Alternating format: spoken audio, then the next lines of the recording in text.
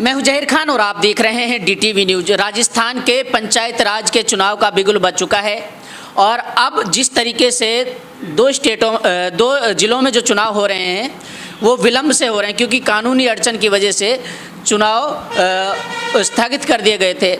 इस वक्त हम मौजूद हैं गोविंदगढ़ में। यहाँ से रामगढ़ से पूर्व प्रत्याशी रहे भाजपा के हमारे साथ सुखवंत जी जुड़ रहे हैं, इनसे बातचीत करेंगे क्योंकि स्थानीय मुद्दे होते हैं और स्थानीय चुनाव में किस तरीके की चीज़ें निकल करके आती हैं। क्योंकि यहाँ का अगर डेवलपमेंट की बात करें तो अभी भी ये विकास की मुख्य धारा से ये दूर रहा है ये इलाका।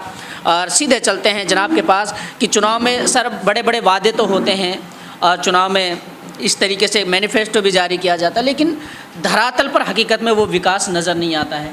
आप किस तरीके से देख रहे हैं? देखो, ये पंचायती राज चुनाव का बहुत लंबे समय से इंतज़ार था और इस बार देखने में ये आया कि उत्साह कम है। उसका कारण ये रहा कि सरपंच के चुनाव अलग हो गए और पंचायत समिति सदस्य और जिला पार्षद के चुनाव अलग हैं। कुछ तो लोगों में ये भ्रांतियाँ हैं कि ये पूरा 5 साल हमारा टेनओवर रहेगा कि नहीं। चाहे वो सरकार ने गजट नोटिफिकेशन कर दिया, अभी इनका कार्यकाल 5 साल का ही रहेगा, लेकिन उसको लेके भी लोगों में अभी जो प्रत्याशी हैं या चुनाव लड़ने के इच्छुक थे, इसलिए इस बार इतनी मशक्क़त करनी पड़ी प्रत्याशियों को चुनने में, वो उत्साह नहीं बन पाया जो चुनाव में होना चाहिए। पहले मेले लगते थे, लोग एक वार्ड में 10-10, 15-15 टिकट मांगते थे और इस बार 2-2, 3-3 प्रत्याशी बहुत मुश्किल से आ पाए और उनमें से चयन करना तो आसान नहीं होता, लेकिन वो उत्साह नहीं है। दूसरा, आपने बात की विकास की। ये जो छोटा चुनाव है ये एक तो व्यक्तिगत चुनाव है, उस व्यक्तिगत संपर्क से होता है। हालांकि ये सिंबल से चुनाव होता है, लेकिन सिंबल के अलावा इसमें व्यक्तिगत संपर्क ज़्यादा काम करते हैं।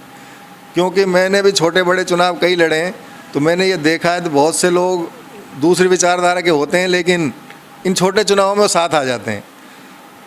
तो उसमें ज़्यादा जो बड़े अपने नेशनल इशू हैं या स्टेट लेवल के इशू हैं वो काम कम करते हैं। तो अपने यहाँ भाईचारे के हिसाब से जो चुनाव होता है उसमें ही ज़्यादा ये प्रभावी रहता है।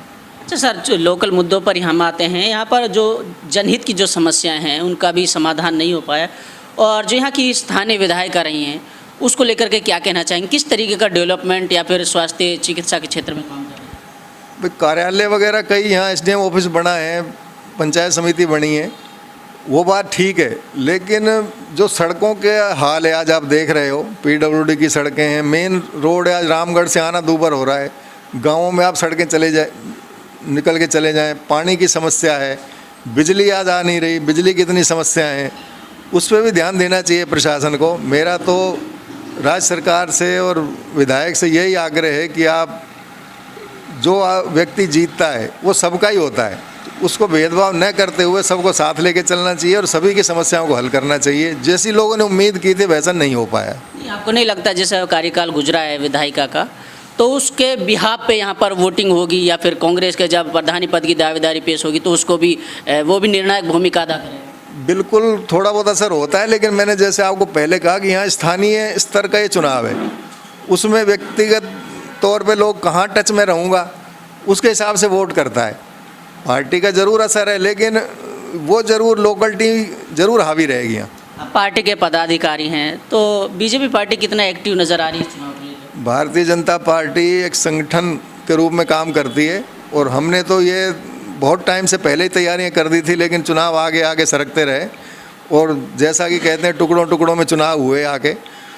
भारतीय जनता पार्टी का प्रत्येक कार्यकर्ता, हमारा यहाँ मंडल मौजूद है संगठन के हिसाब से, यहाँ और बड़ौदा 2 मंडल पड़ते हैं गोविंदगढ़ पंचायत समिति में, उसमें हमने एक संचालन समिति बनाकर उनको जिम्मेदारी सौंप दी है और सभी दायित्ववान कार्यकर्ता वार्ड वाइज अपना काम कर रहे हैं। नहीं, आप भी चुनाव की तैयारी कर रहे हैं सर, आपको क्या लगता है मतलब इस इलाके की दिशा और दशा कैसे बदल सकती है? कोई आपके पास कोई अगर जनता आपको आने वाले आगामी चुनाव में चुने तो आपकी क्या प्लानिंग होगी? लीग से अलग हटके क्या करना चाहिए? मेरा सबसे पहले तो ये कि आपसी भाईचारा बना रहे। जो कुछ समय के लिए लोग आके उसको दूसरा रूप, एक सांप्रदायिक रूप दे जाते हैं या एक अलग ही हटके, वो 2-3 महीने के लिए सिर्फ होता है। मैं चाहता हूँ कि ये चीज़ ख़त्म हो, विकास पे ध्यान दिया जाए। सरकार इस बार संभावना है भारतीय जनता पार्टी की बनेगी। अगर मैं चुन के आता हूं तो सरकार के साथ रहूंगा, डेवलपमेंट में पूरा जो भी हिस्सेदारी रामगढ़ को मिलनी चाहिए उसमें अपन प्रयास करेंगे। सिर्फ विकास, सिर्फ विकास, सिर्फ विकास, ये मेरी बात है। अच्छा, यहाँ से गोविंदगढ़ जो पंचायत समिति है, यहाँ से बीजेपी ने कोई प्रमोट किया है अपना प्रधान पद के लिए? बिल्कुल, भारतीय जनता पार्टी ने एक हमारे आर्मी में हैं, उनके वाइफ को हम चुनाव लड़ा रहे हैं बड़ौदा से, वार्ड नंबर 17 से। वो हमारे यहाँ प्रधानी के लिए संभावित प्रत्याशी है। बाकी जैसे पार्टी निर्देश देगी, और हमें उम्मीद है कि हम भारतीय जनता पार्टी का यहाँ प्रधान बनाएंगे। सभी दायित्ववान कार्यकर्ता उसके लिए प्रयास कर रहे हैं। आप एक जिम्मेदार नेता होने के साथ क्या संदेश देना चाहेंगे इलाके की जनता को? आने वाले चुनाव में किस नेता को, किस तरीके के रहनुमाओं को चुनें? मेरा तो सबसे यही निवेदन है, आग्रह है कि आप अच्छे लोगों को राजनीति में चुन कर लाएँ, जो सिर्फ व्यक्तिगत स्वार्थ की राजनीति से ऊपर उठकर आपकी सेवा करें। क्योंकि जो जनप्रतिनिधि आपकी आवाज़ बनकर पंचायत समिति में आता है, उसका भी दायित्व बनता है कि वो आपकी समस्याओं को हम तक पहुंचाएं और हम आगे पहुंचाएं। अगर वो हमें समस्याएं नहीं बताएगा तो गांव ऐसे पिछड़ जाएगा। मैं 2010 से 2015 तक लक्ष्मणगढ़ पंचायत समिति का प्रधान रहा, और उस समय जो मेरे डायरेक्टर प्रतिनिधि थे और सरपंच थे, वो इतनी अच्छी टीम थी। मैं आज भी हम याद करते हैं, एक टीम वर्क था।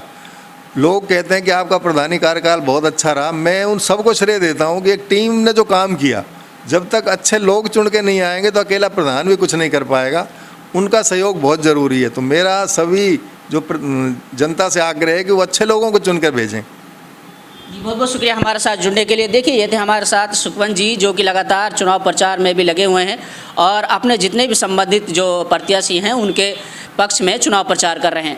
अब तस्वीर साफ है। अब यहाँ कांग्रेस वर्सेस बीजेपी का मुकाबला होने वाला है। जब प्रधानी पद की दावेदारी पेश होगी, ये वक्त बताएगा और जनता तय करेगी कि यहाँ की तस्वीर किस तरीके से साफ होती है और हालात कैसे निकल करके सामने आते हैं। तब तक के लिए लगातार आप हमारा ग्राउंड लेवल का सर्वे देखना ना भूलिएगा।